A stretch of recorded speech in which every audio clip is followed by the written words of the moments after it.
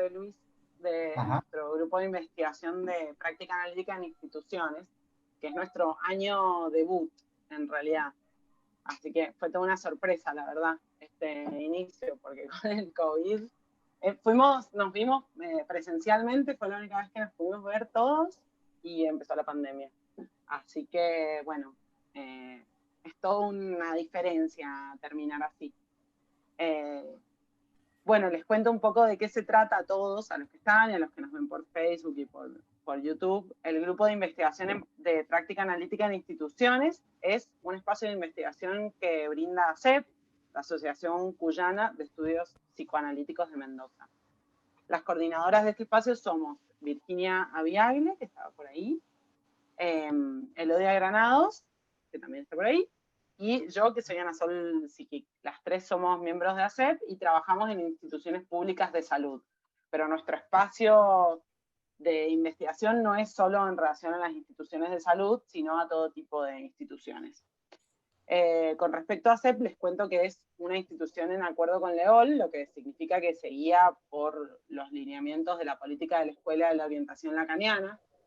Fue fundada en el año 1996 por un grupo de analistas que con su deseo y trabajo la han sostenido, un grupo siempre creciente que con el devenir de los tiempos realizó las gestiones necesarias que dieron como fruto la sede del IOM, del Instituto Oscar Mazota, que está presente en Mendoza desde el año 2006, con quienes convivimos y articulamos todas nuestras actividades. ACEP en el año 2018 creó un curso de especialización de psicología clínica de orientación psicoanalítica por un convenio con el Colegio de Psicólogos de Mendoza, y a la vez se firmó un convenio con el Ministerio de Salud de la provincia de Mendoza para poder hacer las prácticas en instituciones públicas. Un hecho que marca un precedente en la provincia, dando entrada y legitimando el discurso analítico dentro de las instituciones. Entonces, en ese marco, en la especialización ha participado Luis varias veces, surge nuestro grupo de investigación, siendo esta, como les decía recién, la clase de cierre de nuestro primer año de recorrido. Como nuestra investigación se centra en la práctica, el primer año nos sorprendió, como les decía, aprendiendo de lo posible de hacer en las instituciones en que nos encontramos con los pacientes con COVID, y además sobre el modo de intervenir sobre la institución desde la posición analítica, lo cual no era lo que esperábamos encontrarnos. Así que bueno, de algún modo el grupo nos permitió a todos hacer ese juego del ser al menos dos en acto mientras estaba pasando, estábamos inventando, bueno, nos permitió encontrarnos y ser al menos varios. Bueno, y también en este contexto que les decía, pudimos recorrer los puntos en común que hay en todas las instituciones, sean de salud, educativas, judiciales, y además poder pensar la particularidad de cada uno de los dispositivos dentro de una misma institución. Esto nos hizo poner en tensión no solo el discurso analítico con otros discursos, sino también nuestros propios conocimientos con el saber que se produce allí cada vez. Esto nos llevó al punto en que nos encontramos hoy, que es preguntarnos por la política del síntoma en las instituciones. Es por eso que decidimos invitar a Luis Tudanca, que es AMD de LEOL y miembro de la AMP, de quien hemos estado trabajando su libro Una política del síntoma, pero que no solo ha teorizado en ese libro su relación a la política y a la política del síntoma, sino que además nos pudo dar testimonio de esto en su propio caso, ya que fue AE entre los años 2010 y 2013, y bueno, y ahora es el flamante presidente recientemente nombrado de la Escuela de la Orientación Lacaniana, así que aprovechamos la oportunidad para felicitarlo, pero también un poco nos confirma que es alguien que sabe hacer con la política del síntoma. Bien. Bueno, te escuchamos, Luis. Bueno, muchísimas gracias por la presentación, Ana Sol. En primer lugar, tengo que aclarar que voy a ser presidente de la IOL a partir del 11 de diciembre, que es el día de la asamblea de la escuela, que el presidente todavía es Daniel Millas, me faltan unos días, y que ejerceré ese cargo el año 2021, porque el presidente de la IOL solo está en funciones un año. ¿eh? Pero bueno, soy miembro del Consejo de la EOL. Para ser presidente de la EOL, ¿no? Los miembros del Consejo de la escuela duran 4 años en su función. Bien, política del psicoanálisis en las instituciones, pero práctica es el término que usaron ustedes. Práctica es psicoanalítica en las instituciones. Bueno, es casi un oxímoron. Es un término, son dos términos como el agua y el aceite. ¿Sí? O sea que uno tiene que estar preparado para pensar que tratar de vincular ambos términos siempre va a quedar del lado del fracaso. Si ansían un éxito de esa articulación, ya les adelanto, dedíquense a otra cosa. Es una manera de decir. Lacan era alguien que creía, no tomaba el fracaso en el sentido que lo toma la neurosis. Fracasé, qué cagada, qué mal que me fue, soy un pelotudo. No, disculpen, hablo así yo, los que no me conocen, aunque casi todos me conocen. Lacan siempre pensó que el éxito era tapaba lo real. Y que en cambio había que acostumbrarse a fracasar mejor cada vez. Esa fue la idea de Lacan desde siempre. Y está explícitamente dicha en un texto que se llama La Tercera. Entonces, mi idea hoy es, primero, a ver si podemos captar desde el psicoanálisis un poquito más qué queremos decir con el término institución. Porque si no entendemos mínimamente qué queremos decir con el término institución, mal nos podemos interrogar sobre cómo intervenir, si habría la posibilidad de intervenir en una institución. ¿Sí? El término institución es un término muy próximo al término masa. Y lo voy a tratar de demostrar en mi desarrollo. Esto quiere decir que para estudiar estos temas hay que leerse de nuevo Psicología de las Masas y Análisis del Yo. Cuando uno terminó de leer Psicología de las Masas y Análisis del Yo, tiene que ir a leer El malestar en la cultura. ¿Sí? Y después descansar la mente unos cuantos días, porque es difícil recuperarse de la lectura de esos dos textos si uno los lee seguido, digamos, ¿no? Bueno, entonces, ¿cuál es el problema que se plantea? En la psicología de las masas, pero cuando decimos psicología de las masas tenemos que decir instituciones. Si quieren, ya les digo, psicología de las instituciones, para seguir con el título de Freud. ¿Cómo? ¿Qué pasa con una singularidad, es decir, cada uno de ustedes, uno por uno, cuando se funde en una masa, cuando se funde en una institución? Cuando uno pasa a ser uno más entre otros de un número que incluso hasta podemos llegar a desconocer. Esa es la pregunta que nos tiene que guiar para desarrollar este tema, ¿sí? Entonces, ¿qué es lo que se planteaba Freud ya muy tempranamente? Él quería hallar la explicación psicológica de la modificación psíquica que la influencia de la masa impone al individuo. Los reto, de la buena manera, como se dice hoy en día, los reto en el sentido de quien hace un reto, no quien reta, ¿no? No como un papá que reta a su mamá. Los retos que ustedes traten de pensar, si no les produjo alguna modificación psíquica cuando entraron en una institución. Pero cuando digo una institución, puede ser un hospital, la institución educativa o ASEP. No estoy diciendo, digamos, si les resbaló, si su día fue igual, hay algo que no está funcionando. Hay algo que no funciona, ¿sí? Así que es muy interesante la idea de Freud desde el vamos, con respecto a... Bueno, eso lo pueden ver en Psicología de las Masas. Primer problema en toda institución. Hay alguien que funciona como líder, masa, amo, S1. Eso es inevitable. Puede ser de una manera democrática, puede ser de una manera autoritaria. No importa eso.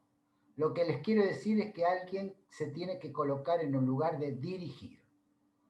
En las instituciones de psicoanálisis hay un directorio, por ejemplo. El directorio, ¿está sostenido en el discurso analítico o está sostenido en el discurso del amo? Por ahora no voy a contestar. Pero estos son los conflictos a los cuales nos lleva este tema. Los psicoanalistas todo el tiempo tenemos que revisar en qué discurso estamos instalados. Si hablamos de instituciones. Y habría que ver, y habría que revisar todos los días cuando termina nuestra jornada de analistas en el consultorio, ver con cada paciente en qué discurso uno estuvo instalado. ¿Sí? No es un tema del cual los psicoanalistas estemos exentos de caer en la trampa. ¿Sí? Estamos todo el tiempo a punto de pisar la cáscara de banana. Así que no es un tema que yo vengo a decir, los psicoanalistas nos salvamos de eso y todo lo demás son unos tontos que no entienden nada. No, no, no. El problema es que para ocupar la posición de analista, todo el tiempo uno tiene que estar tratando de evitar caer en esa otra posición posible. Entonces, la filosofía política más contemporánea, esto que se preguntaba Freud, hallar la explicación psicológica de la modificación psíquica que la influencia de la masa, o sea, de la institución, impone al individuo, acuñó un término, que es un término que no llegó muy lejos, pero que bueno, estuvo ahí, que todavía se habla de él, el individualismo de masas. Otro oxímoron, porque una masa borra la individualidad. Si hay una característica de la masa, pero es una característica de la institución, es que nos borra por completo como individuos. Nos borra por completo como singularidades, como nos gusta decir a los psicoanalistas. ¿Sí? Y pasamos a estar en un panorama, en un clima de lo común, en el cual se pierde justamente la característica singular de cada uno. Entonces, a mí me interesó y trabajé mucho ese tema para tratar de ver si había alguna manera de, en una institución, es decir, en un lugar donde hay mucha gente diversa, diferente, se pueden rescatar las singularidades, que estas singularidades no queden ahogadas por la masa. Este fue mi punto de interés desde hace 25 años. Eso me llevó a investigar la distinción entre masa y multitud. La distinción entre masa y multitud lamentablemente no está desplegada en una política del cinto. Está más desplegada en el otro libro que yo publiqué, que es de lo político al impolítico, del cual les voy a leer 2 o 3 parrafitos para entrar en tema. Entonces, hice toda esta introducción para decirles, distinguir masa y multitud es importante para entender si rescatamos o no las singularidades en una institución, o nos quedamos completamente ahogados y nos sometemos al discurso imperante, dominante, cual sea. Después vamos a ver que no es tan fácil decir hoy en día cuál es el discurso imperante en una institución. Se confunde eso un poco. Entonces,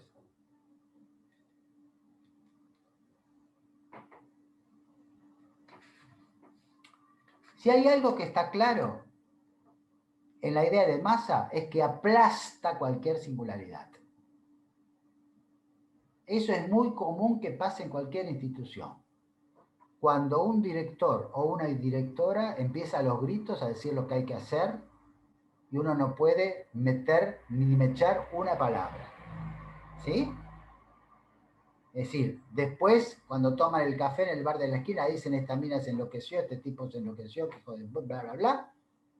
Pero ese es el momento en el cual el líder se vuelve autoritario y aplasta toda singularidad.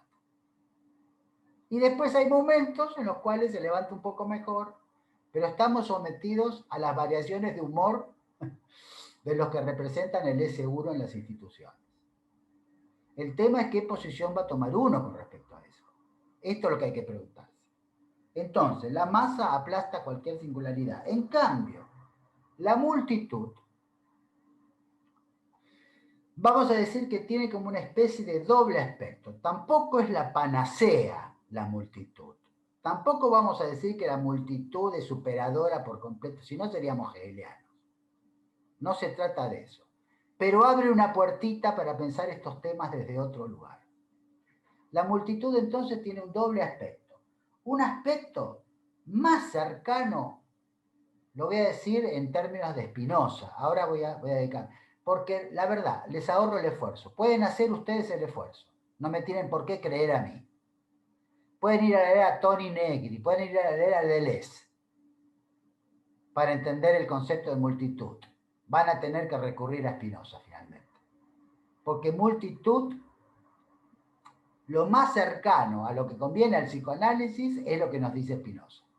Y todos los demás son comentadores de Spinoza para el lado que les conviene llevar a Spinoza. Entonces es mejor ir a la fuente. ¿Sí?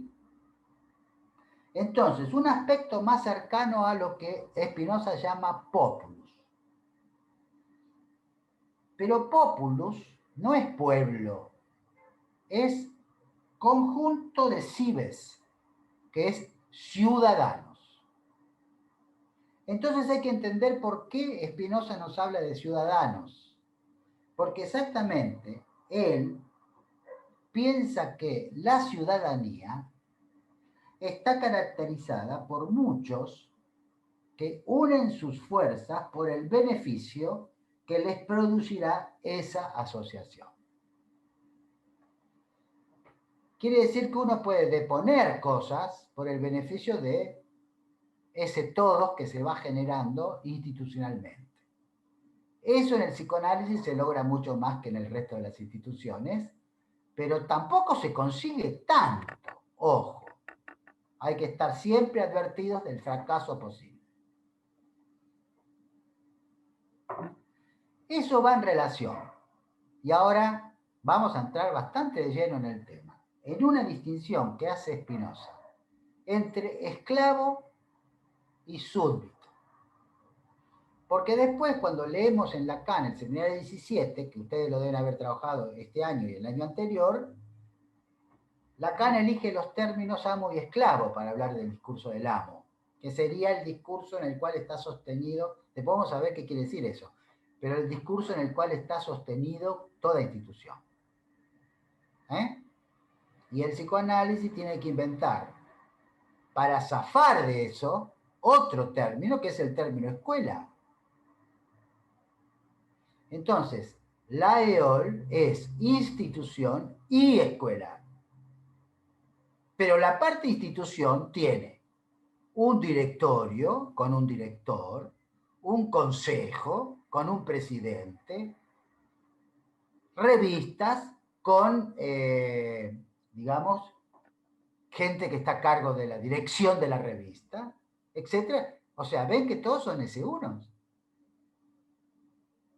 En cambio, la escuela, la que nosotros llamamos la escuela del paz, bueno, no me voy a ahondar en eso porque quiero volver al término, pero se entiende que el psicoanálisis se vio necesitado para despegarse del funcionamiento institucional como tal, que irremediablemente cae en el discurso del amo, tuvo que inventarse otra cosa, que es el término de escuela.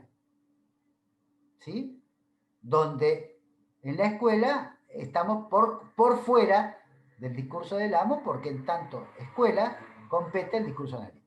Bien, entonces les decía que Spinoza hace una diferencia entre esclavo y súbdito. Del esclavo dice que es quien obedece. En cambio, el súbdito se acerca a lo que hace un ratito yo les definí como ciudadano. Entonces vamos a la página 93. Bueno, no importa. Spinoza parte de las... Ahora lo voy a citar a Spinoza. de la siguiente idea. Entiendo por cosas singulares. Es maravilloso. Yo les recomiendo vivamente que lean Spinoza. Es maravilloso porque nosotros nos llenamos la boca todo el tiempo y creemos que nosotros inventamos el término singularidad. Pero miren lo que dice Spinoza de la singularidad. Es para desmayarse. Entiendo por cosas singulares las cosas que son finitas y tienen una existencia limitada. Y si varios individuos cooperan a una sola acción, de tal manera que todos ellos sean a la vez causa de un solo efecto, los considero a todos ellos con este respecto como una cosa singular. ¿Se dan cuenta la diferencia con la masa? En la masa dijimos que desaparecían, pero si vamos un poquito más para el lado de Spinoza, resulta que un grupo, un agrupamiento, puede conservar la singularidad. Esto es lo más importante. Bueno, después, esclavo es quien obedece órdenes dictadas en provecho de quien las da. El súbdito cumple por orden de su soberano lo que es útil a la comunidad. Y por tanto, a sí mismo. No hay diferencia en Spinoza entre comunidad y uno solo, y uno mismo. Si vos haces cosas para la comunidad es porque estás haciendo cosas para vos.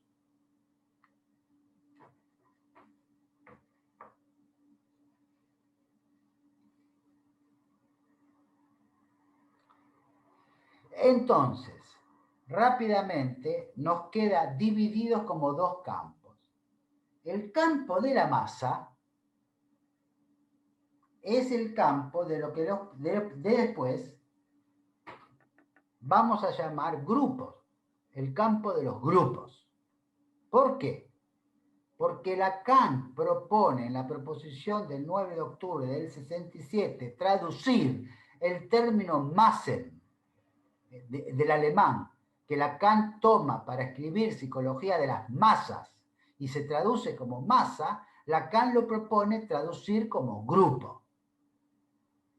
Entonces ya empiezan a entender por qué entro por psicología de las masas.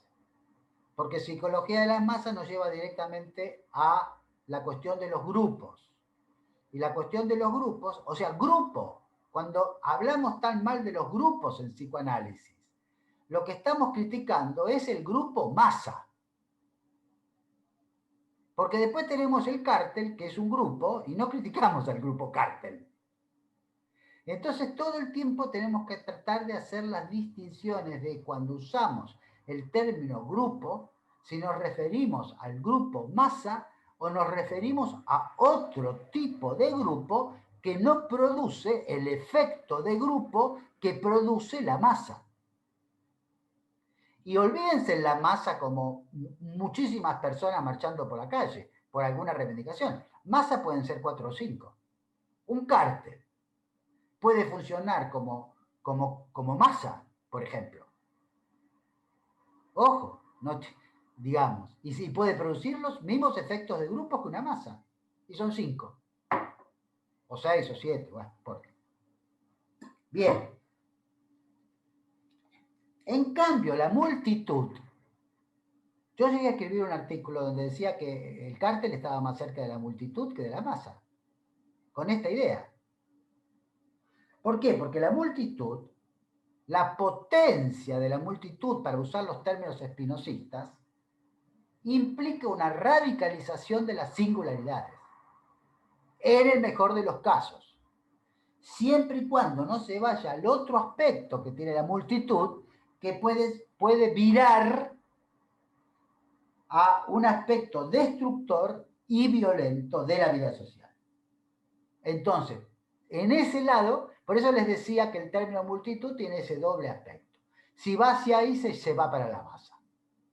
Entonces el tema es cómo conservamos un poquito la multitud que no se vire para la masa, que se vire para potenciar y radicalizar las singularidades. Bien, en ese contexto, también hay que pensar que toda institución siempre implica, en mayor o menor medida, como decía hace un rato, más autoritariamente o menos autoritariamente, una lucha por el poder. Siempre. No hay manera de zafar de eso. Entonces Spinoza te diría, el poder se ejerce sobre otros. La potencia se ejerce con otros. Eso podemos hacer un cuadrito y ponerlo en nuestra habitación y leerla esa frase todas las noches antes de irnos a dormir. A lo mejor, después de pasados 20 años, nos entra en la cabeza. Porque hay una tendencia natural del parlet. No es una cosa de bondad o de maldad. Hay una tendencia natural del parlet. A que si está en una situación de poder, sea cual sea, ejercerla sobre otros. Y no pensarlo en términos de juntar a esos otros para juntos aumentar la potencia y llevar adelante una acción. Miren la diferencia. Y todo el tiempo les estoy hablando de la práctica analítica en las instituciones, porque una cosa va a ser si uno se coloca en una posición de ejercer el poder, otra cosa va a ser cómo, y ya les adelanto una que a mí me encanta, que es, cuanto menos el que esté en el lugar de amo, cuanto menos el que esté en el lugar de ese uno, de jefe, se dé cuenta, mejor van a funcionar. Las cosas se hacen sin avivar al amo. Después vamos a retomar este punto. El mejor destino de nuestra acción tiene que estar sostenido en una especie de acción disimulada permanente que únicamente se revela después que produjo el efecto. Y cuando se produce el efecto ni siquiera se lo lee como efecto, parece que estuvo siempre.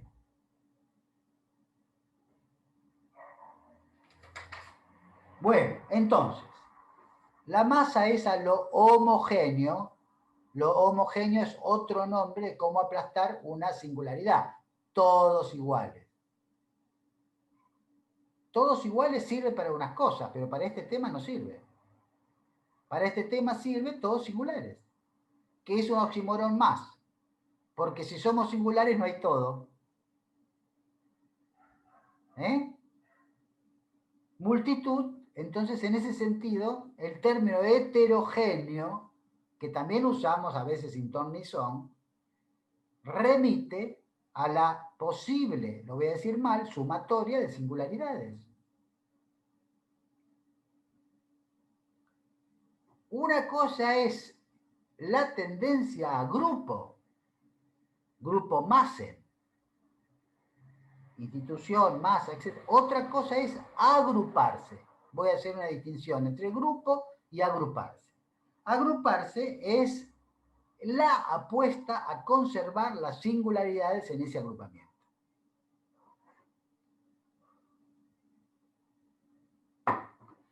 A partir de acá viene el tema y ya nos vamos aproximando más al psicoanálisis.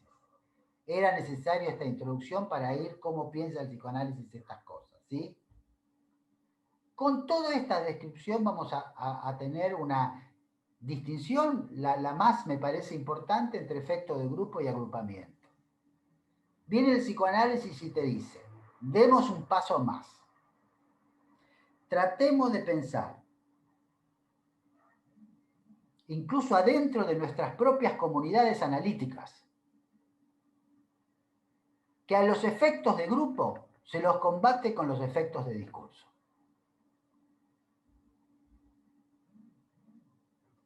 Ese sería un gran avance si nosotros podríamos ir en esa dirección. Teniendo en cuenta que los efectos de grupo son propios del grupo Massen, como lo definí. O, si se quiere, de los momentos en que un grupo es aunque sea por un instante, grupo Maser. Les leo 2 parrafitos más.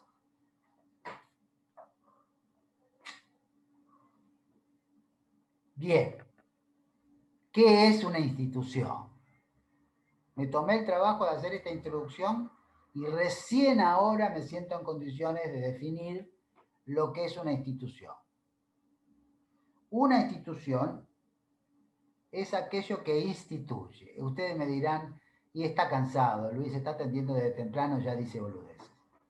Sí, es cierto, eso también es cierto. Al instituir, produce su propio virus. La inercia, la pereza, cierta monotonía. No hay institución que se salve de esa inercia, de esa pereza, de esa monotonía. Desde el hospital hasta la institución psicoanalítica. Paradoja de toda institución. Una vez que instituye un determinado funcionamiento, por ejemplo, servicios, con cada uno de sus servicios con su jefe, un director general y todo lo que es un hospital. Entonces, una vez que instituye, destituye, empiezan los problemas y empiezan las destituciones posibles. Instituir significa dar marco legal. ¿Sí? Y la historia de cada una de ellas, de las instituciones, será de las veces que este proceso entró en crisis por fracaso de los mecanismos que se creó para desmasificar. Quiere decir esto que toda institución masifica, tiene que inventar antivirus, como en la pandemia. Vino el COVID, tenemos que inventar la vacuna. Bueno, la institución instituye, produce efectos de masa, tiene que desmasificar, pero después vuelven los efectos de grupo, y eso es una institución. La vida de una institución es eso. Ustedes dicen, ¿se puede resolver? No. Por eso el psicoanálisis, les decía, tuvo que irse a crear otra cosa. Porque adentro de la institución no le resultaba posible. Es la gran crítica de Lacan a la IPA, que se quedó en eso, en psicología de las masas y análisis del yo. Es decir, que la crítica de Lacan a la IPA es tremenda. La asemeja a la iglesia y al ejército.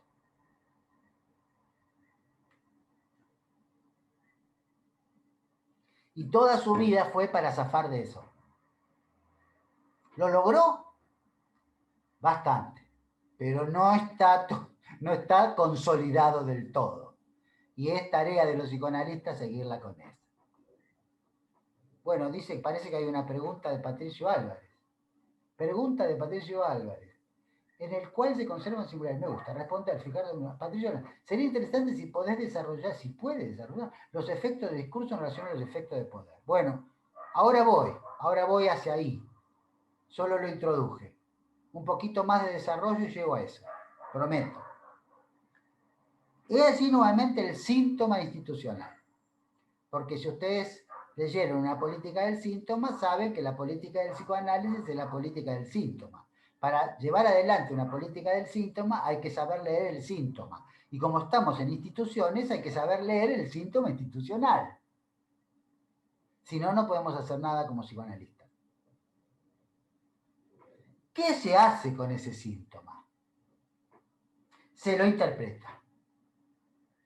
Miren, por más que demos vueltas, la única herramienta, esto Miller lo desarrolla muy bien, la única herramienta con la cual cuenta el psicoanalista para intervenir, tanto en su práctica individual como en su práctica social, esté donde esté, es la interpretación.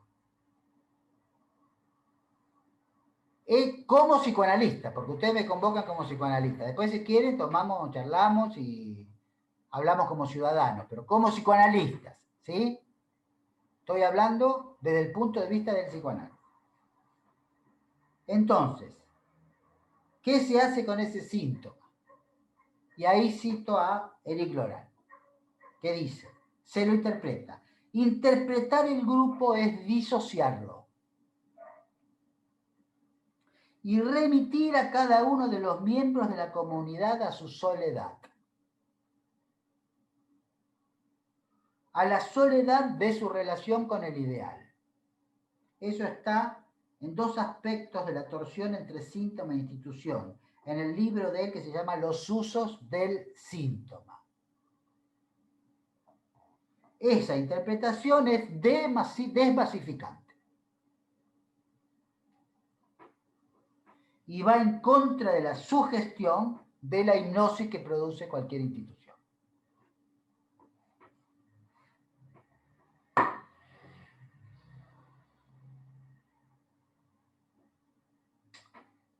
Y una cosita más de Spinoza, y no los jodo más con Spinoza. Se habrán dado cuenta que tengo cierta simpatía por Spinoza. ¿Qué va a hacer? Ya está la idea en ese autor de que a esa naturaleza no se la enfrenta con prohibiciones directas, que es un poco lo que empecé a anticiparles, sino con prohibiciones indirectas. Pero pues no existe institución, miren lo que dice Spinoza, no existe institución tan sabiamente concebida que no sea origen de inconveniente alguno. En fácil. Si vos vas a estar en la institución vas a tener inconvenientes. El tema es que cómo pones al trabajo esos inconvenientes, lo que nosotros llamaríamos síntomas. Y ahí viene interpretarlos, etcétera, etcétera. Bueno.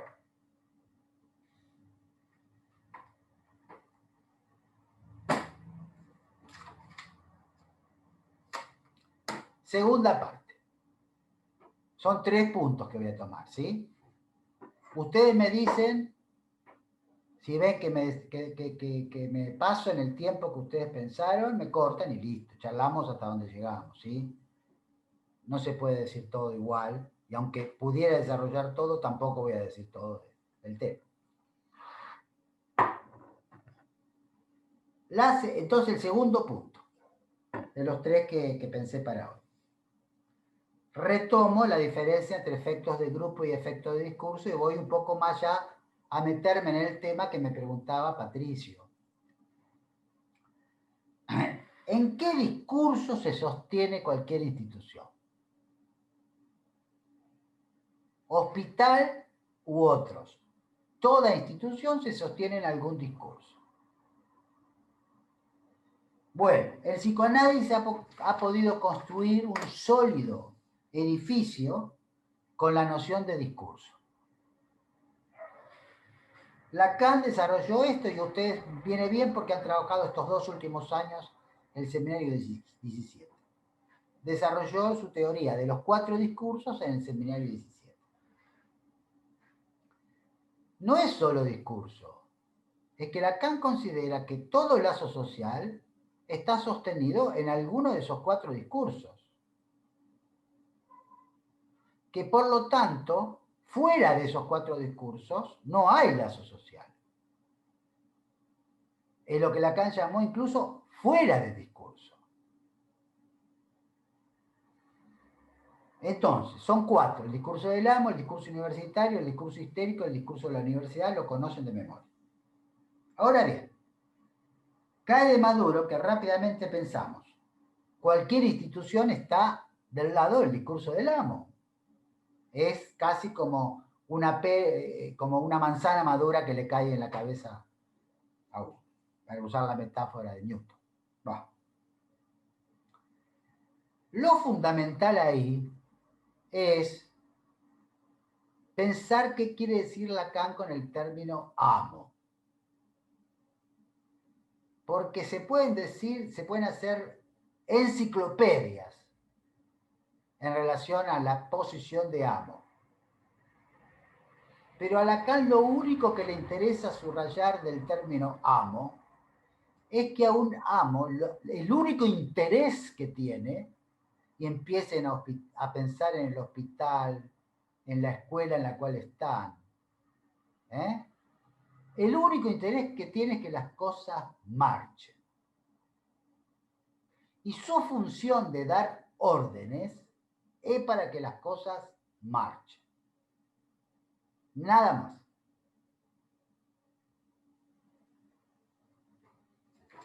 Miren, yo hace muchos años que no me he ido de las instituciones, aunque empecé mi práctica en institución. Esto es un verificable. Mientras no haya problemas, ¿qué quiere decir? Que las cosas marchan, significa que no haya problemas. Que nadie se queje demasiado. Es eso. El jefe va a estar re contento. El director del hospital va a decir que tiene un equipo maravilloso. Se quejó una enfermera de pediatría, dolor de cabeza, va a romperle las pelotas 25. Y se explica solo con esa pequeña particularidad que Lacan describe de la posición del amo. Lo mismo para un jefe de servicio. El tema es cómo uno, si está en el psicoanálisis, hace con eso, e incluso siendo jefe de un servicio, porque los psicólogos pueden ser jefes de servicio. Bah. Pero el amo es, no me traigan problemas. Lo resuelven antes de que yo me entere. Porque tampoco es que creen que no los haya.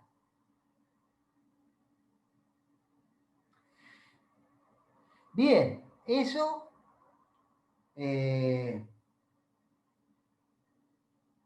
va.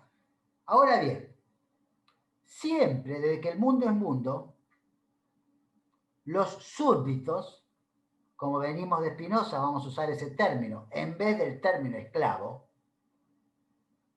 los súbditos, los ciudadanos, nos las arreglamos para hacer cosas en los intersticios de que las cosas marchan.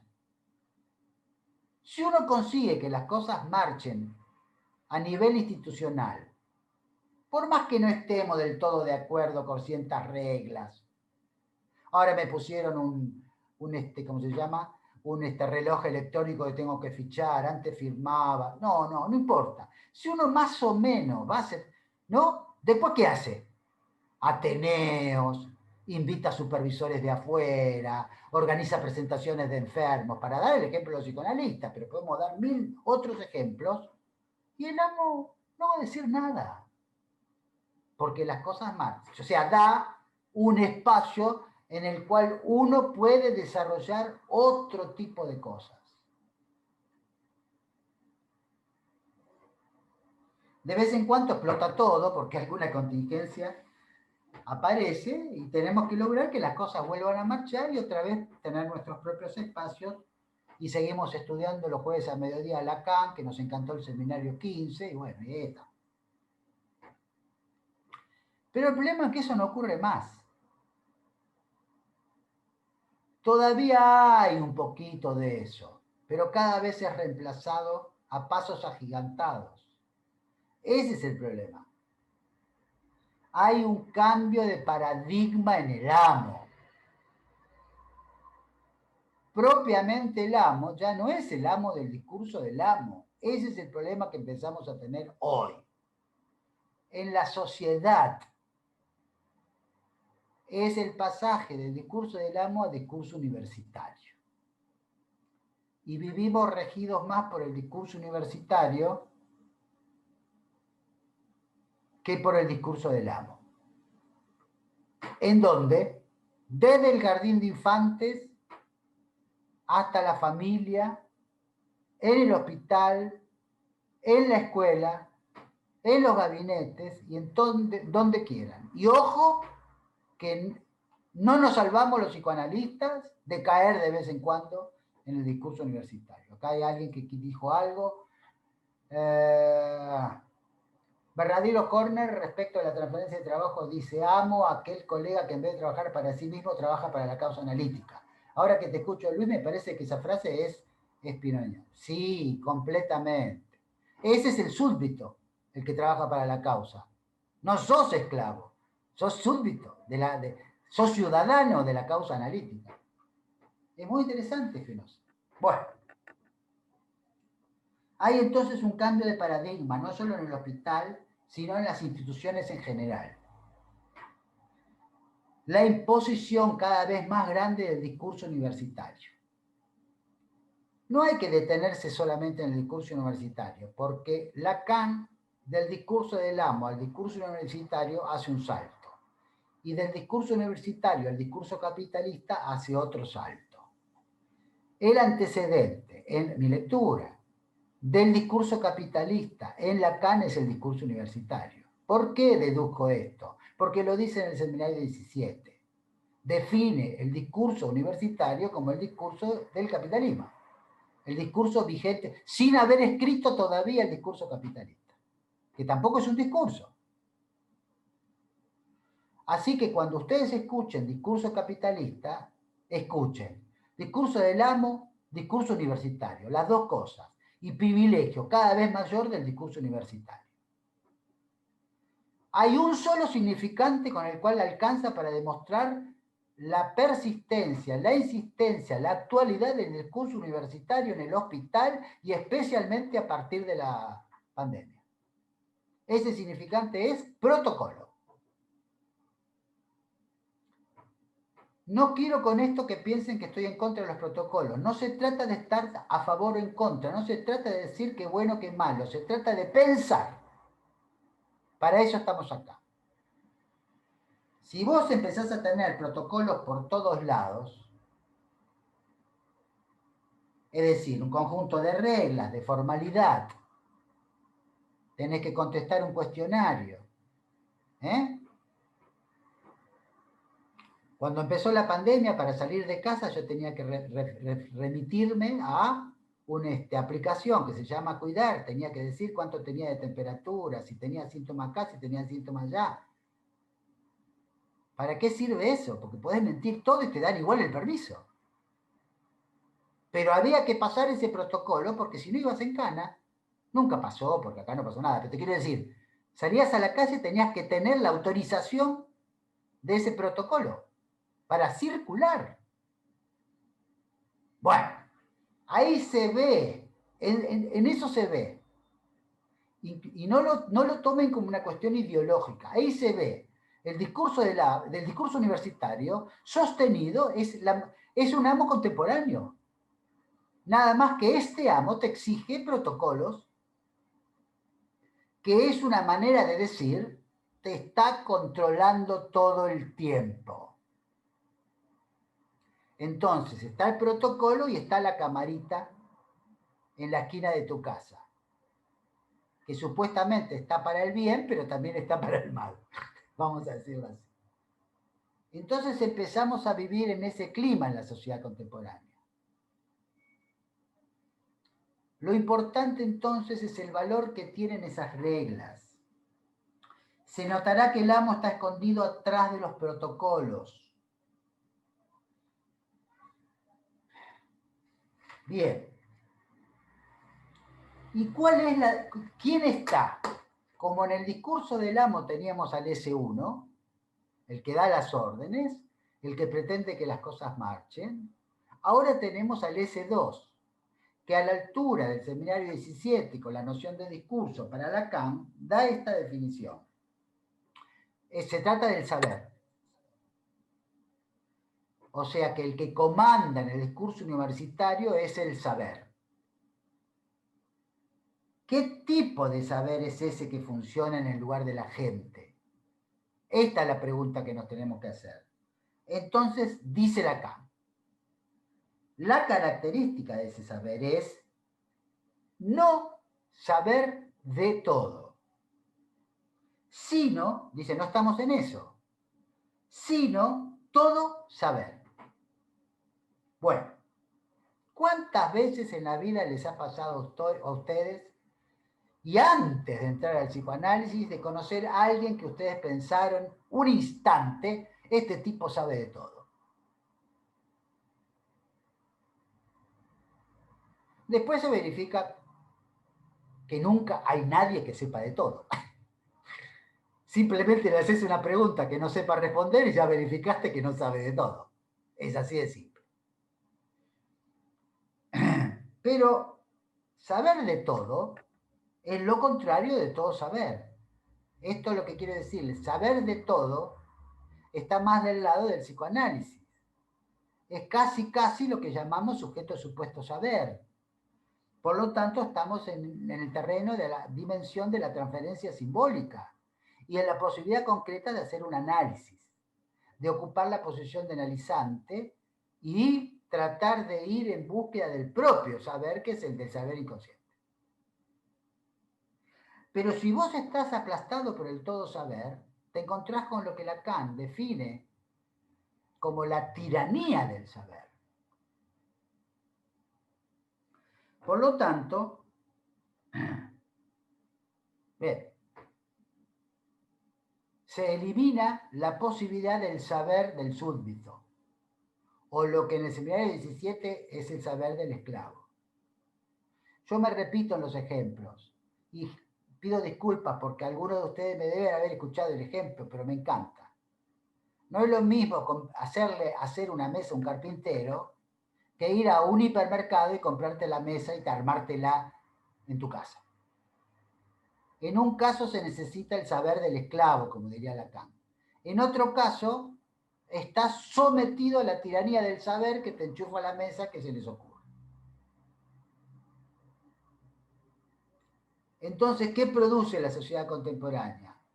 Produce gente que empieza a acumular objetos viejos y otra gente que quiere comprar esos objetos, porque no se quiere aplastar con la tiranía del saber, del objeto que es el objeto para todo el mundo. No, a mí me gusta el mueble provenzal. Bueno, pero ya no te hacen más el mueble. Y entonces tenés que irte a esos lugares donde venden esas cosas.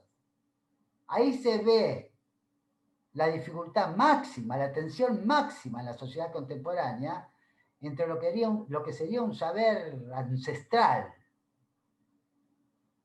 que viene transmitido de generación en generación y de un saber universitario aplastante del lado de la tiranía del saber. Entonces,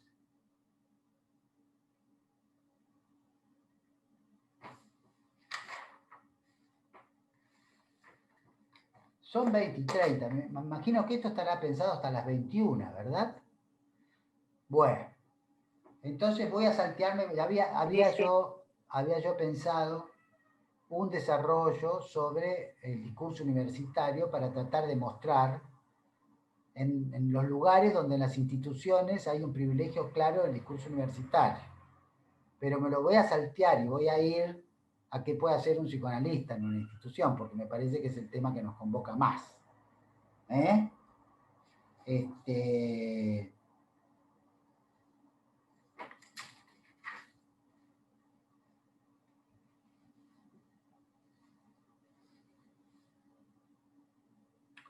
Esto sí lo voy a decir. Por ejemplo,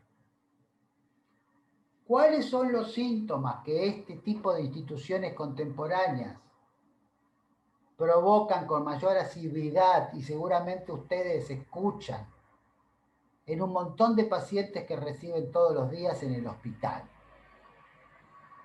Y bueno, en primer lugar, me parece un síntoma contemporáneo, por llamarlo de alguna manera, la depresión.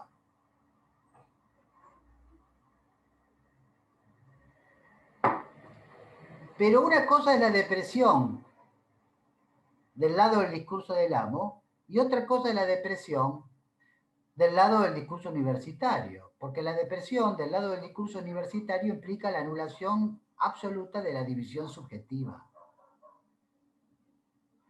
Por lo tanto, por eso la depresión hoy en día hay una tendencia a su medicalización. Ni siquiera llega a los psicólogos. Quizás el médico clínico la trate antes.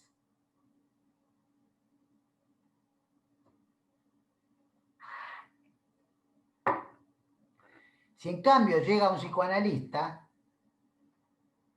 no le vamos a decir esto al paciente, pero la depresión, como la piensa el psicoanálisis, está del lado de la cobardía moral. Es tremendo lo que dice Lacan de eso.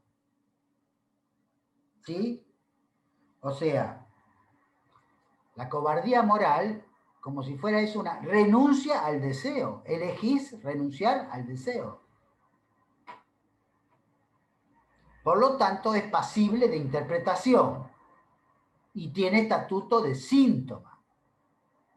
En cambio, si vos lo querés medicalizar, va a tener estatuto de trastorno. nunca se va a abrir la posibilidad de la dimensión del síntoma como tal.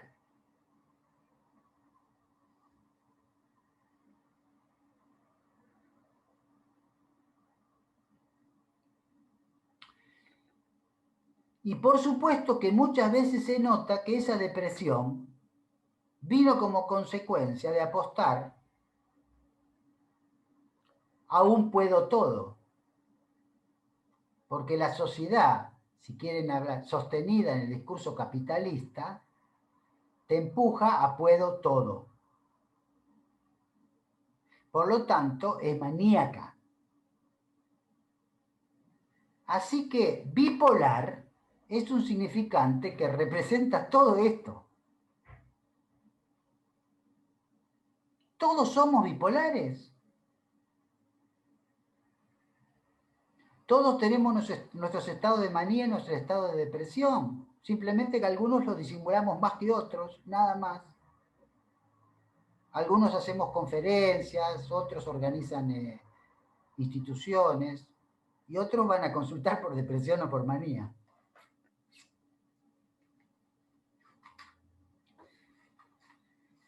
Bueno, ni hablar de que hay un padre del lado del discurso del amo, hay un padre del lado del discurso universitario y cada vez hay menos padres del lado de los dos. Que hay un juez de un lado y que hay un tipo de juez del otro lado, y así pueden hacer todo un recorrido de todas las figuras pseudo amo de la sociedad contemporánea.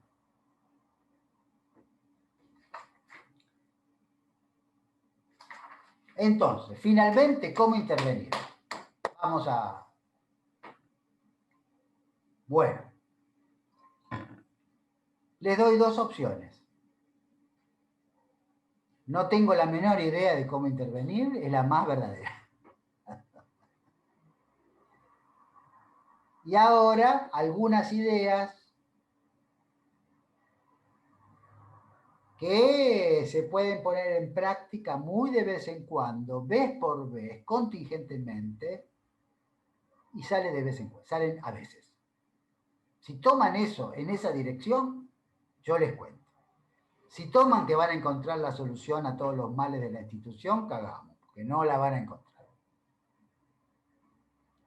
Entonces, luego del desarrollo que intenté, tendríamos que preguntar, ¿cómo intervenir desde el discurso analítico? Exactamente de manera contraria al ejercicio de un poder. Quería llegar para responder a la pregunta. Exactamente de manera contraria al discurso universitario, a los protocolos, al todo saber. Tampoco ubicándose en el lugar saber de todo, ojo.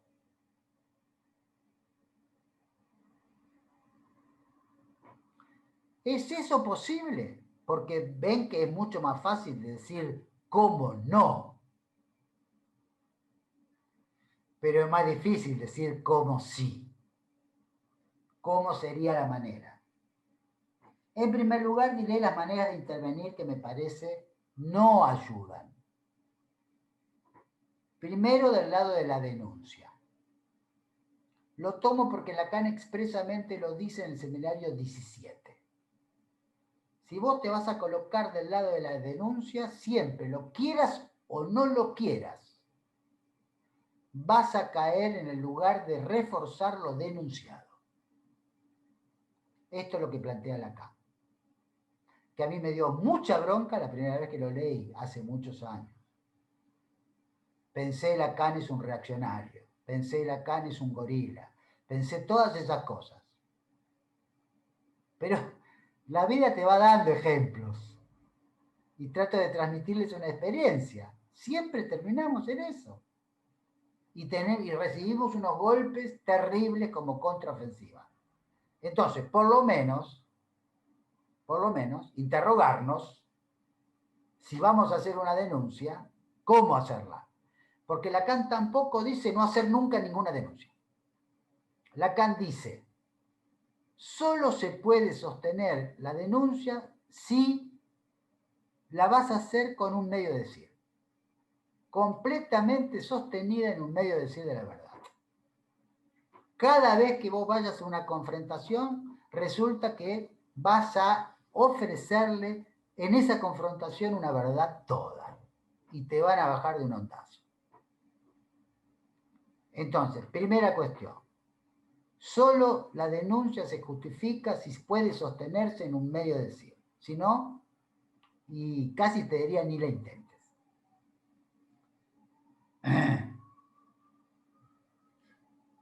Segunda cuestión. La confrontación propiamente dicha. ¿Sí? Siempre vamos a llevarlas de perder. Corremos el riesgo de caer en el lugar de desecho, del objeto segregado. Por eso les hablé de la tiranía del saber. Te van a aplastar. No podés decirle a alguien que para tomar un examen de residencia te hace un multiple choice, decirle, Lacan habla de lo real sin ley en el seminario 24. ¿Se entiende lo que quiero transmitir? Hay que buscar otras maneras. ¿Podés hablar de la llamada autoridad analítica?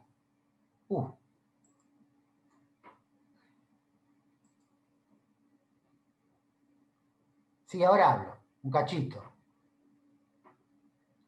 Por lo tanto, bueno, no importa, porque uno puede confrontar con distintas rebeldías, porque hay una rebeldía histérica, hay una rebeldía universitaria. Bueno, no importa, me lo salté. Siempre nos sale esa. Ojo, no les estoy diciendo hay que tener una modalidad zen y jamás caer en esas tentaciones. Porque no les va a pasar, van a caer en esas tentaciones. Como yo sigo cayendo, no tengo ningún empacho en decirlo. El tema es poder después elucidar, pensar, reconfigurar, ¿no? Como dice ¿cómo se llama en el coche? El Google Maps, por ejemplo, ¿no? Bueno, es. Entonces, exacto. Recalculando. Exacto, recalculando. Bien. Entonces, ocasionalmente, en algunos momentos hay que acompañar a A y B. Si hay confrontación, si hay denuncia. Tampoco quedarse afuera. Pero saber que los logros momentáneos ocasionales que se logren a partir de esa acción van a ser reabsorbidos, anulados, desplazados, opacados hasta hacerlos olvidar y seguir en la misma. Entonces, me sitúo para responder como psicoanalista. Pasé por toda la listita que les conté y sigo teniendo problemas con esa listita. Me hacen más preguntas, pero no me dejan terminar. ¿Podría decir algo de cómo trabajar con el discurso analítico y otras prácticas que no lo son a fin de potenciarlas? Bueno, voy a tratar de decir algo. No llegué. Entonces,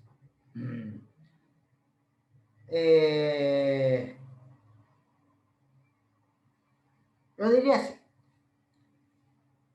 Les quiero transmitir cómo ser rebelde de la buena manera.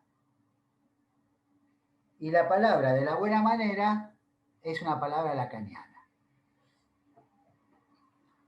En realidad prefiero el término hereje al término rebelde. No lo voy a desarrollar, porque ya estoy en el tiempo que tengo que ir terminando. Yo me lo pregunto hace mucho tiempo, ¿cómo ser el hereje de la buena manera que Lacan propone en el seminario 23?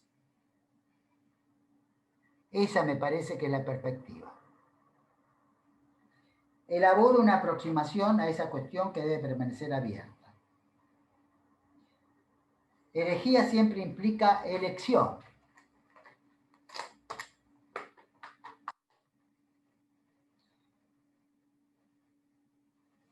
Bueno.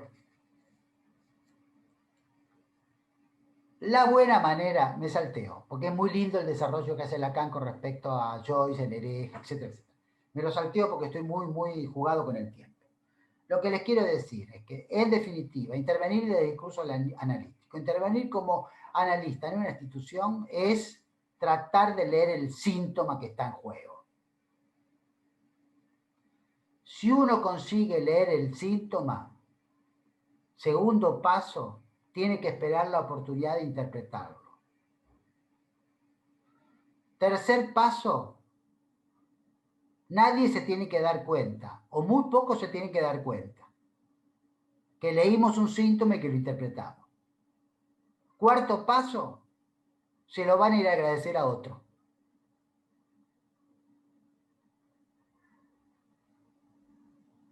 Es decir, ni siquiera se van a dar cuenta de que uno intervino.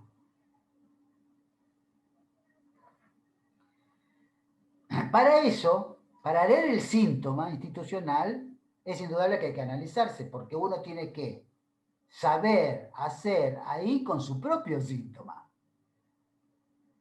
Porque el lazo social es intersintomático.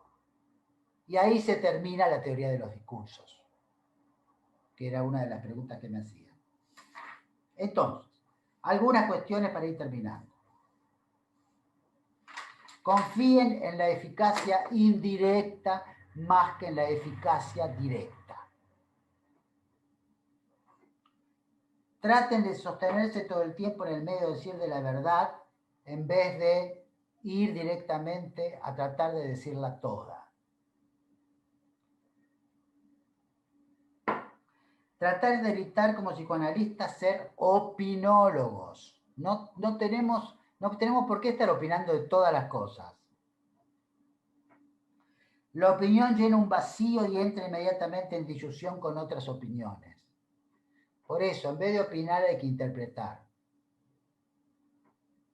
Leer el síntoma, los síntomas de la institución, como les dije. ¿Para qué? Para interpretarlo. No sabemos hacer otra cosa. ¿Para qué querer hacer otra cosa si para eso nos formamos? Y lo hacemos mal. Vamos a decirlo así. No lo hacemos del todo bien. ¿Para qué vamos a usar otros recursos que no tenemos la más mínima idea?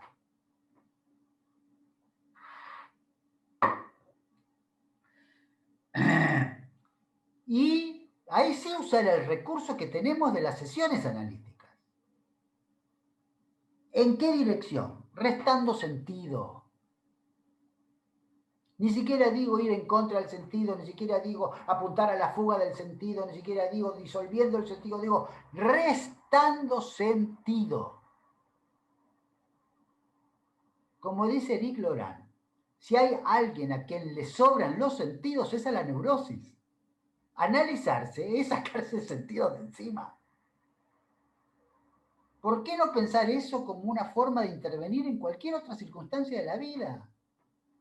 Cuando vos ves que la cosa se empieza a inflar, desinflarla. Pero desinflarla no es decirle, no, lo que vos decís es una mierda. No. Empezar, bueno, pero ¿por qué lo pensás así? Empezar a establecer una conversación que a través de esa conversación te permite intervenir. Para ello hay que tener paciencia. Y vamos a decir que muchos de nosotros somos pasionales y a veces nos falta la paciencia. Es así de simple. Hay que encontrar la manera. Incluso les digo, como dicen los chinos, y les recomiendo la lectura de los textos de François Julien, no hacer más que hacer. Siempre y cuando piensen en el no hacer, no como falta de acción, sino como acción indirecta. Uno puede hacer sin decir nada. ¿Cómo hacemos en los análisis?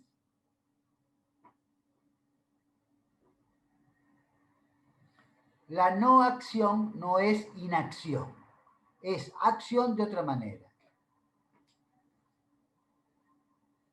Siempre sostenidos en la única virtud que Lacan consideró para los psicoanalistas, que es la virtud del bien decir.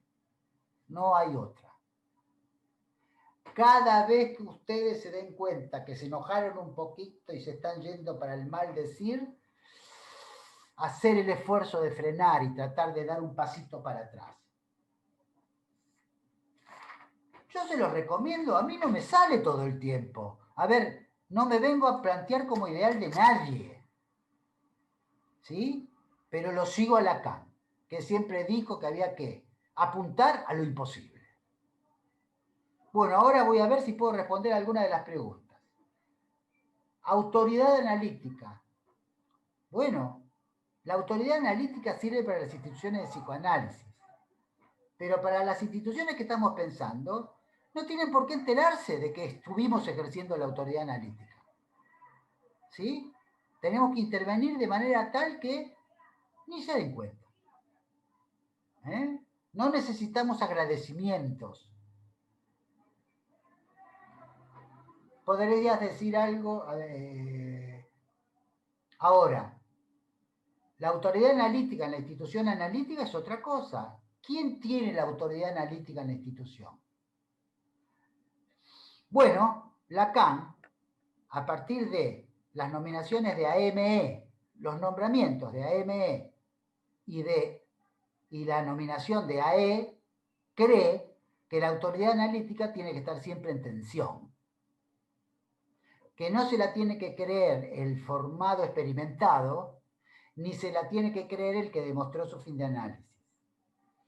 Por eso los AME y los AE muchas veces chocan un poquito, vamos a decirlo así.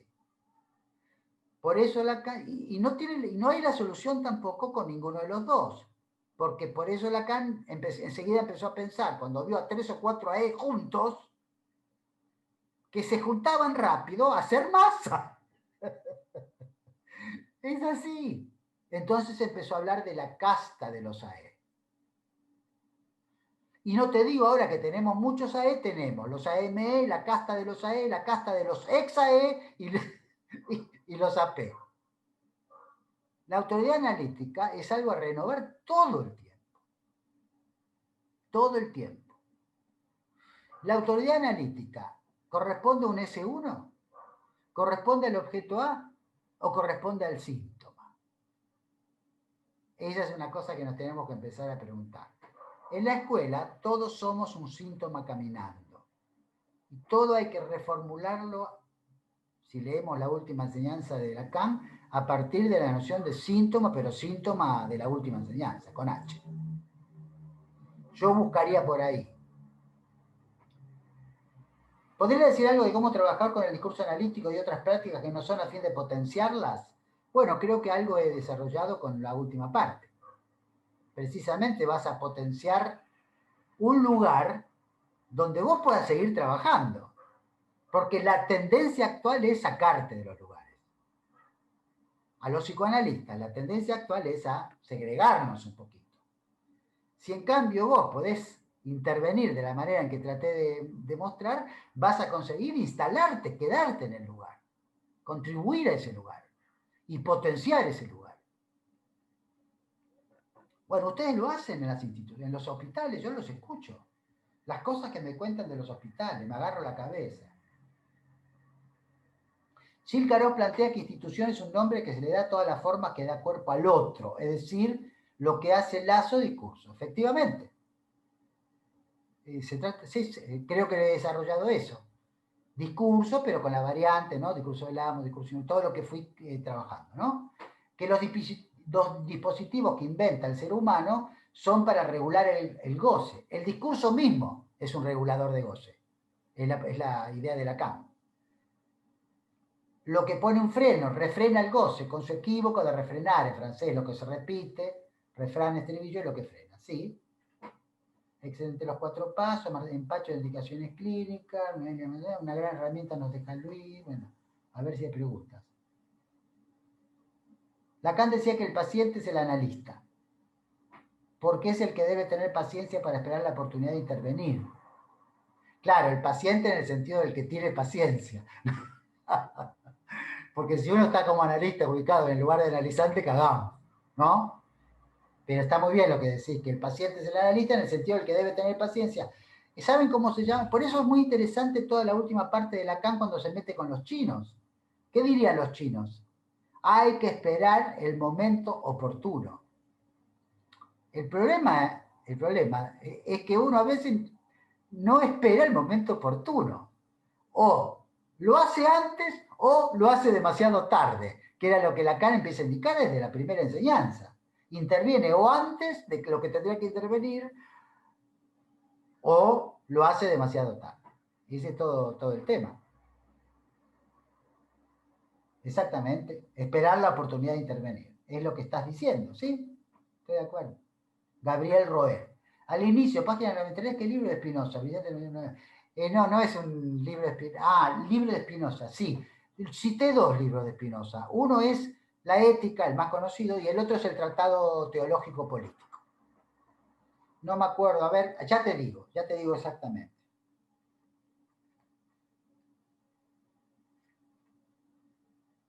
Ética demostrada según el orden geométrico, y el otro era Tratado Teológico Político. Sí, efectivamente. Son los dos libros que cité de Spinoza. Bueno, preguntas. Todavía nos queda un ratito. Bueno, 8 minutos, más no. Por favor, un día largo, 8 minutitos. Creo haber contestado todas las preguntas. Pido disculpas si me olvido de alguna. No, la verdad que está buenísima, te agradecemos un montón tu transmisión, Luis. Nosotros como habíamos trabajado en el seminario, veníamos trabajando la política del síntoma, teníamos un montón de preguntas, pero no van a entrar. Así que... Bueno, pero haceme 2 o 3. Bueno, es que están en el Zoom están los participantes de nuestro seminario que todos tenían cada uno alguna pregunta. No sé si yo hago la que tenía o Dale. quizás alguien tiene ganas de decir algo de lo que quería decir. Digo, darle lugar a los, Sí, como quieras. participantes. ¿Alguien quiere hablar? Bueno.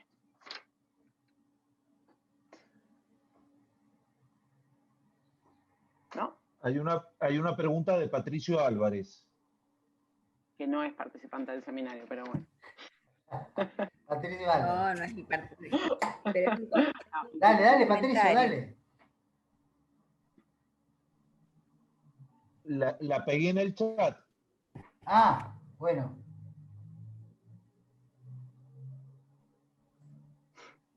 Dice, vaciar los efectos de sentido es un modo de operar sobre las crisis, por ejemplo, pero cuando es necesario tomar decisiones, ¿cómo aplicar la función de la interpretación? Eso es muy difícil hacer una generalización de eso. En cada momento hay que ver de qué manera uno puede intervenir con la interpretación. Pero es seguro que la única manera psicoanalítica es con la interpretación. Se puede, después otras que no son psicoanalíticas, ¿sí? Cuando es necesario tomar decisiones, no estamos exactamente en el discurso analítico. El hecho de tomar una decisión, no hay que tener miedo de estar en el discurso del amo. Patricio, vos estuviste en el directorio de la EOL, como yo estuve en el directorio de la EOL, pero podemos pensar cualquier directorio de cualquier institución, ¿sí? Se toman decisiones, se toman desde el sí, pensando desde el sí, no, hay que comprar, por ejemplo, hay que tomar la decisión, pero a ver, se rompieron los vasos con los cuales se atiende a los invitados, hay que mandar a comprar vasos. ¿Y qué es eso? Das una orden. Das una orden a alguien que se ocupe de ir a comprar los vasos. No tenés otra. Así que en el plano de las decisiones, yo lo que quiero decir es, ya te doy la palabra, lo que quiero decir es, el tema es que uno esté advertido desde dónde está diciendo eso. Porque después lo que pasa es que te podés engolosinar. Y entonces no te das cuenta y empezás a darle órdenes a tu mujer, a tus amigos. Estoy jodiendo, pero para llevar el punto al máximo. Y te empiezan a decir, ¿qué te pasa? ¿Desde cuándo? Vos no sos así. Ese es todo el tema. ¿Sí? Entonces, uno puede pasar por ahí, pero si no se queda mucho. Rápidamente hay que salirse. Esa es toda la cuestión. Sí. No, pensaba esto en relación a las instituciones y a la época actual, cómo hemos estado los analistas o los practicantes en los comités de crisis de pandemia, y desde ahí no se toman decisiones desde la interpretación, solamente esto que decís, saber qué es desde ese lugar. Ah, ¿y vos qué hiciste con la carpeta que armaste para los... ¿Por qué no contás eso? ¿Por qué no contás ese ejemplo? No, claro, es una decisión. Contá ese Por ahí en el ejemplo, por grupo lo hemos favor. trabajado, en el grupo de investigación. Ah, ¿y cómo pensás eso? Bueno, nada, el ¿Un amo que ejemplo... se puso a dar órdenes? ¿Cómo pensás esa intervención? Está bien. Es una intervención No, desde la el no intervención todo. fue desde... Sí, desde la palabra. Sí, absolutamente. No, pero no es de la palabra. Es, a ver, sí es de la Sí, sí. palabra, por supuesto, Lo, pero es... Vos viste un síntoma. esa ¿Dónde fue la viste el síntoma? intención. Uh-huh. ¿Dónde viste el síntoma? ¿Viste el síntoma en esos Sí, médicos que estaban en el completamente malestar. trastornados? Interpretaste. Sí, ¿Qué angustiado. se les puede ofrecer para Uh-huh. sacarlos un poco de esa embolia? Y uso el término embolia en todo el sentido. Les armo una carpita con un cafecito que puedan charlar un ratito, aunque sea 10 minutos, eso. Ahí tienen un ejemplo nato de todo lo que traté de desarrollar. No hay que hacerse Sí, grandes sí. ideas Tuvo como si efectos fuéramos no sé impresionantes. qué. No, son pavadas.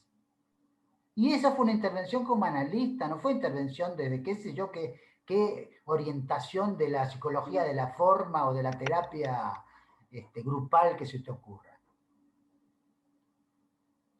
Ojalá No, no, pudiéramos sí, inventar absolutamente. lugares todo el tiempo. Es eso. Y después están las Bien, decisiones de que hay que ir a comprar café y bien. comprar yerba. Bueno, eso no hay ninguna Sí, interpretación. el vaso también, para el Claro, agua. o el Sí, vaso para el agua. Pero no estamos sí, en esa. sí. Hay que pensar, esos detalles son los significativos. Entender que un enfermero vino peleado con la esposa ese día. Y cómo hacer para potenciarlo. Entonces lo vas a escuchar, venimos a un café, lo que sea. Y porque vos lo necesitas activo ese día, porque tenés un desborde en tu servicio tremendo. Son esas cosas, son pequeñas cosas, no son grandes cosas. No se trata de mayor o menor presupuesto, porque eso es puro discurso del amo. ¿Eh? Eso hay que luchar. Ese es otro tema. Les estoy diciendo cómo un analista potencia las situaciones que tiene, las hace más valederas para sostener el trabajo. Es eso. Tu ejemplo es el ejemplo que lo que se te ocurrió es un lindo ejemplo. Debe haber otros. Cada uno de ustedes debe tener, como el ejemplo de que me contó Virginia, debe tener varios.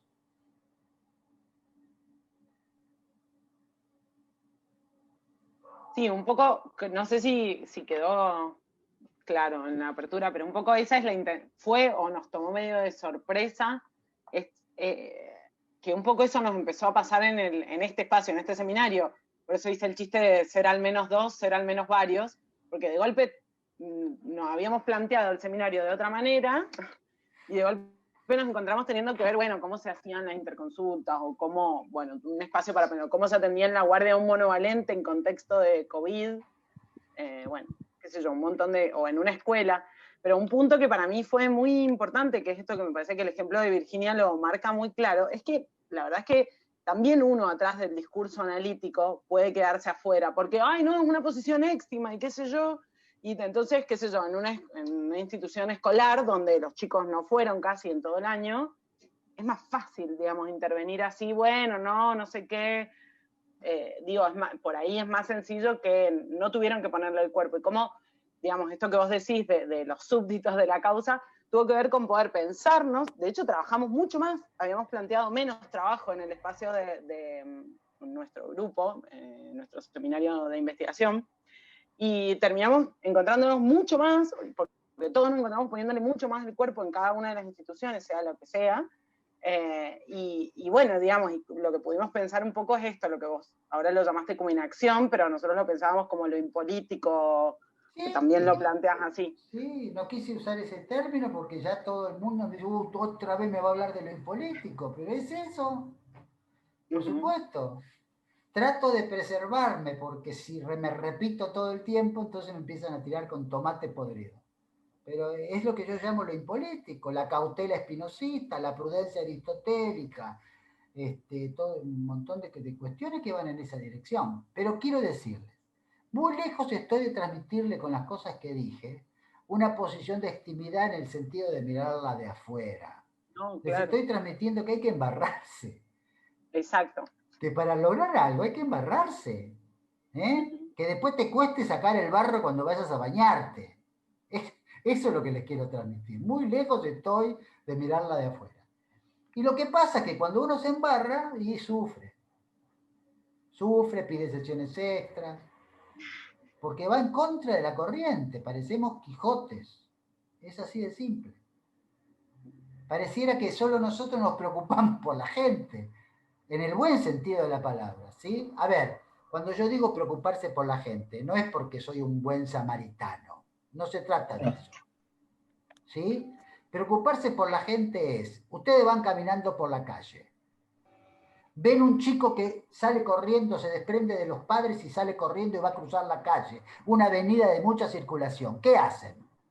¿Miran cómo se estrella contra un auto o les sale inmediatamente a agarrarlo?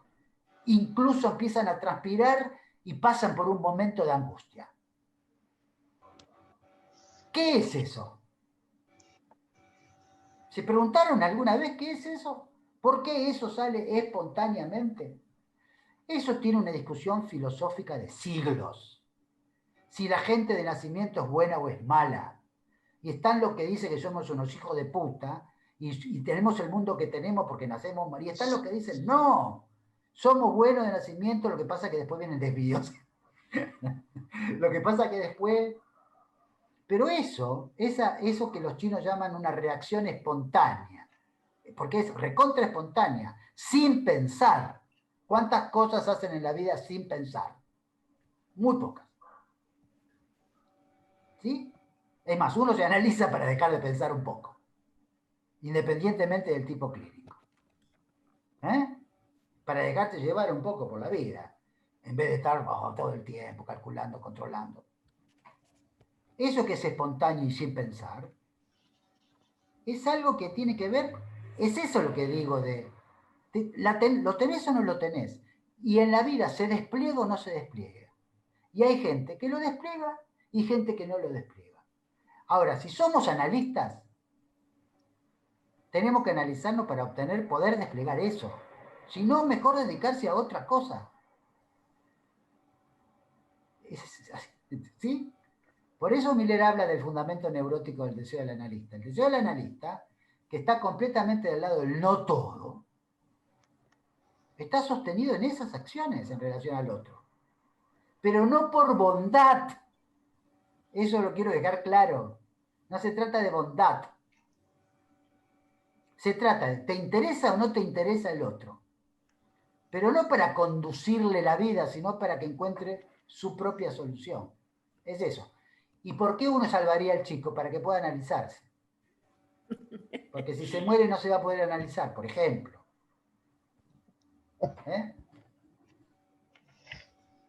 Pero eso lo digo después. En el momento es espontáneo.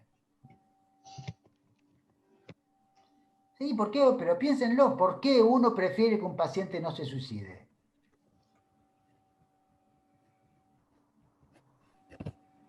¿Se preguntaron alguna vez eso? No.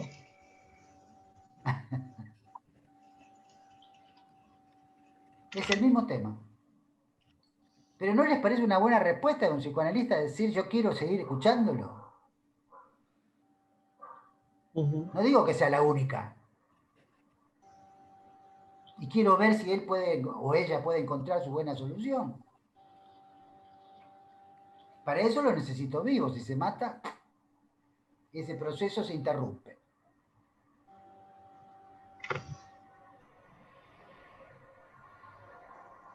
Bueno.